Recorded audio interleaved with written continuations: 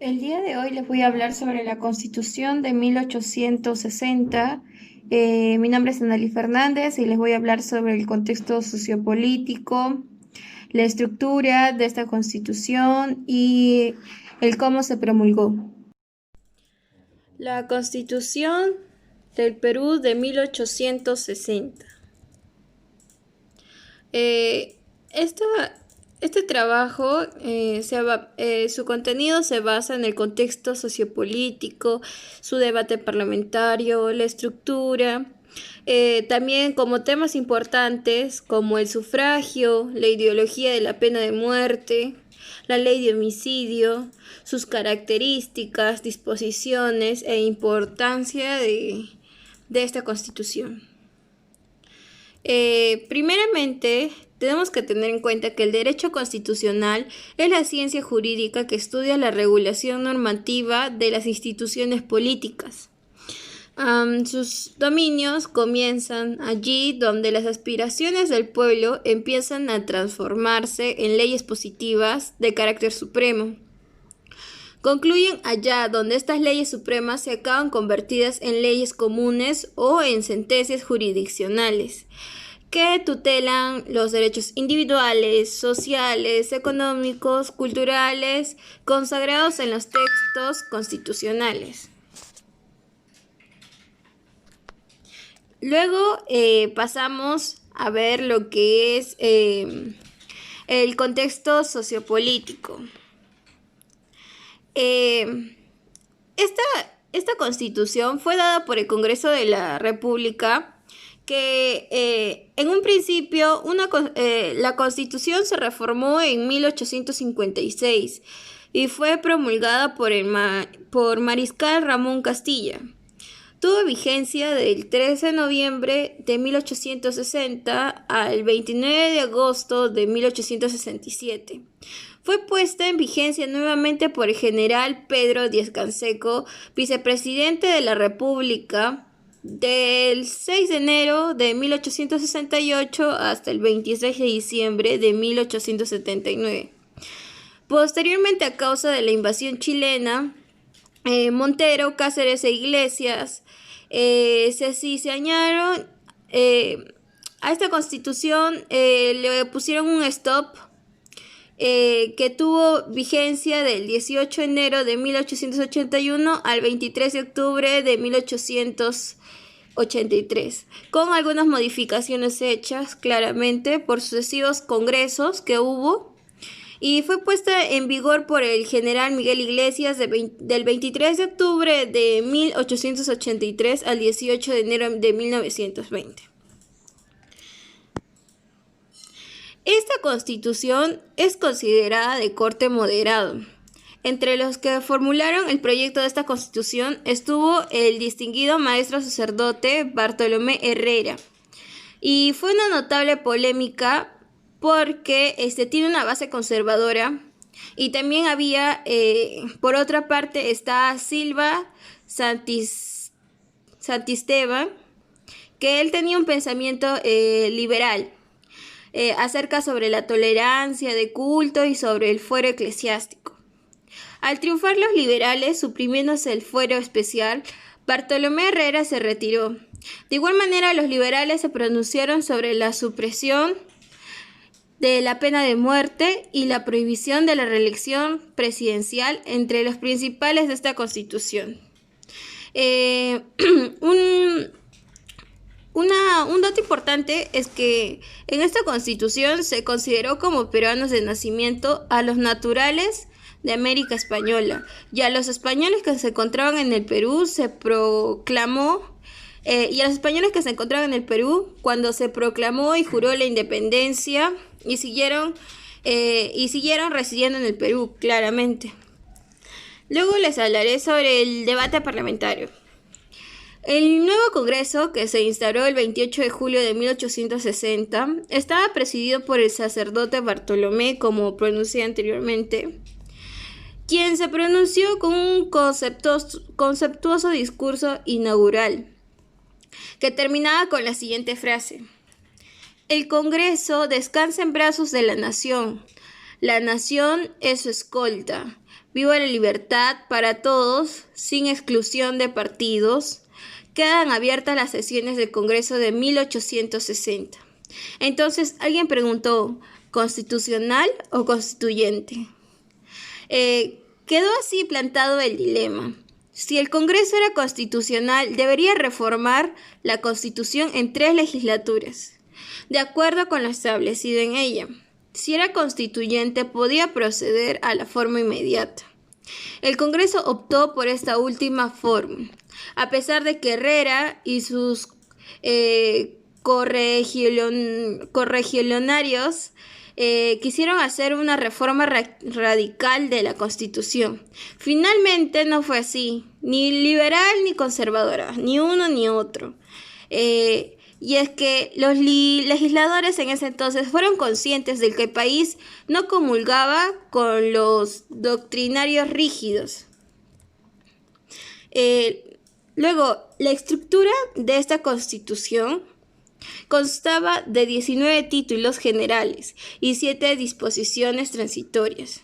La Iglesia y el Estado estaban unidos y se prohibía el ejercicio público de otra religión, que no fuera católica, apostólica, romana. Y volvió el régimen bicameral, es decir, de senadores y diputados. La reelección fue prohibida. No solo se consideró una vicepresidencia de la República, sino una segunda vicepresidencia, pero con el poder limitado a la función de convocar elecciones. Se suprimió el sufragio directo, ya que, como se alegó, el país no estaba preparado para ello, puesto que se prestaba a coacciones y porque exigía un notable grado de cultura. En 1896 se estableció el voto directo y publicó suprimiéndose el voto de los analfabetos por considerarse que era un voto manipulado por los caciques políticos, las autoridades gubernamentales y los gamonales. El ejército no podía ser liberal, su obediencia para con el Estado debería ser pasiva.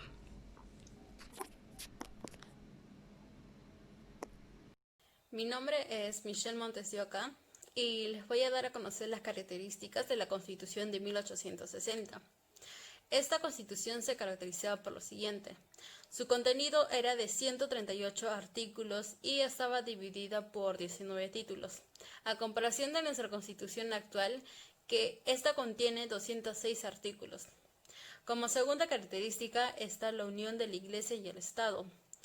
El Estado, dentro de la Constitución, reconocía a la religión, pero solo reconocía a 3 tipos de religión, que era la religión católica, la religión apostólica y la religión romana.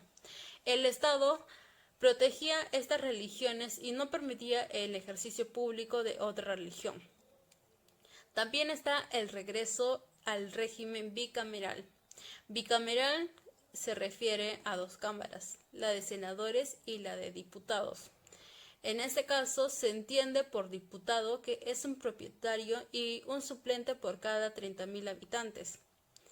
De acuerdo a la Constitución de 1828 hasta la Constitución de 1860, el régimen era bicameral.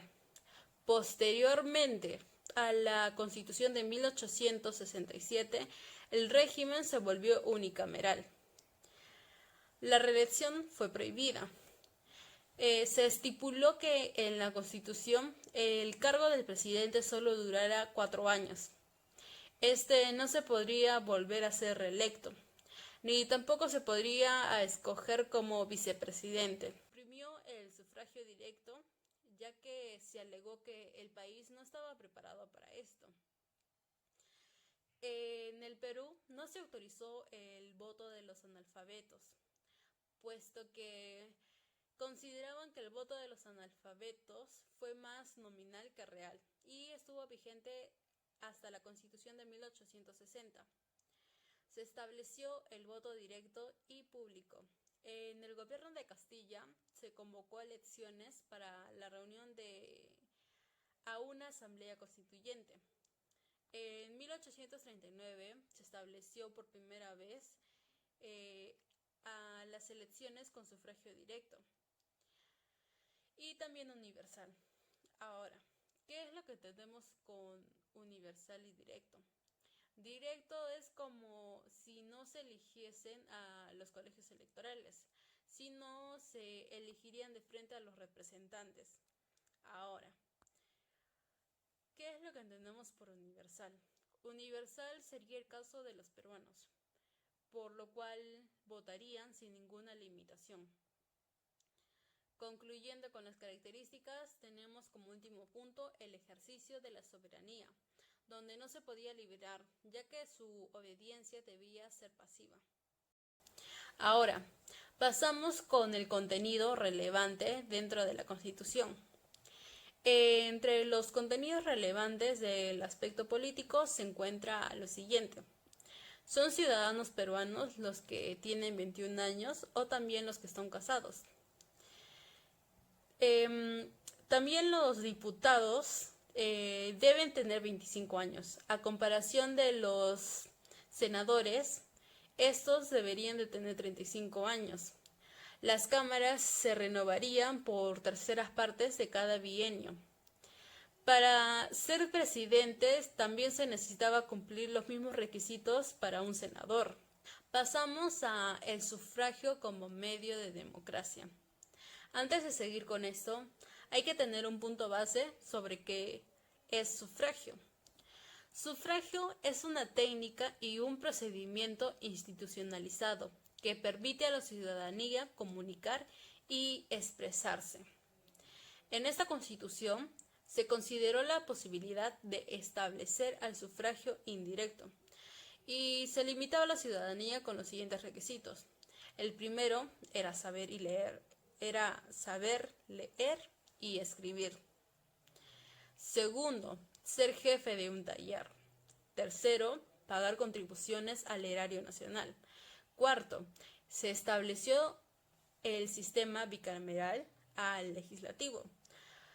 Quinto, se determinó diversas distribuciones legislativas. Y por último, y concluyendo, se mantuvo el Consejo de Ministros y también de la Vicepresidencia.